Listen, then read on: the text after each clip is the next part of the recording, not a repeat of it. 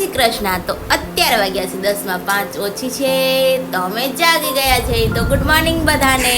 Guys તો અસ્તિબેન જાય છે ટ્યુશન. જો એનું ટ્યુશન શરૂ થઈ ગયું, વેકેશન ખુલી ગયું ટ્યુશનનું. ગાઈસ જો અમારા અસ્તિબેન આવી ગયા ટ્યુશનમાં. હાય ગાઈસ, તો અમે જાય છીએ અસ્તિબેનને લેવા ટ્યુશનમાંથી. જો અમારી બેન આવે છે.